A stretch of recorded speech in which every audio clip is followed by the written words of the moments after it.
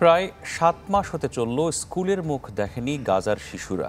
Israeli হামলায় ধ্বংস হয়ে গেছে বিদ্যা অর্জনের সুযোগও, তবে শিক্ষা অর্জনের ইচ্ছা এখনও আছে ছোট্ট শিশুদের হৃদয়ে।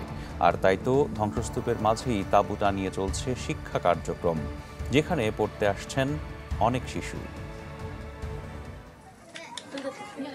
শেষ হয়ে গেছে সব, নেই মাথা গোজার ঠাঁইটুকুও।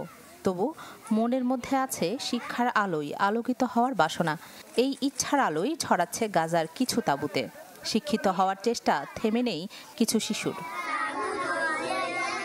প্রায় ৭ মাসের যুদ্ধে স্কুলগুলো রয়েছে বন্ধ। এমন অবস্থায় স্থানীয় তরুণরা নিয়েছেন স্বেচ্ছায় শিশুদের পড়ানোর উদ্যোগ। অনেক তাঁবুই এখন পরিণত হয়েছে শ্রেণীকক্ষে। যুদ্ধ কখনো ফিলিস্তিনিদের লেখাপড়ার অধিকার কেড়ে নিতে পারবে না বলছেন শিক্ষকরা।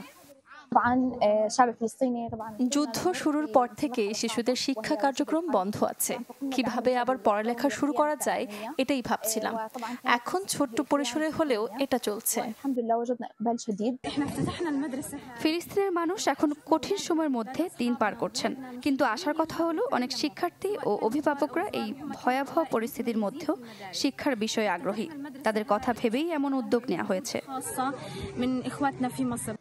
ইসরায়েলি নির্যাতন ও বর্বর হামলার মাঝেও এসব অস্থায়ী শ্রেণীকক্ষে পড়ালেখা শিখতে পেরে খুশি গাজার শিশুরা।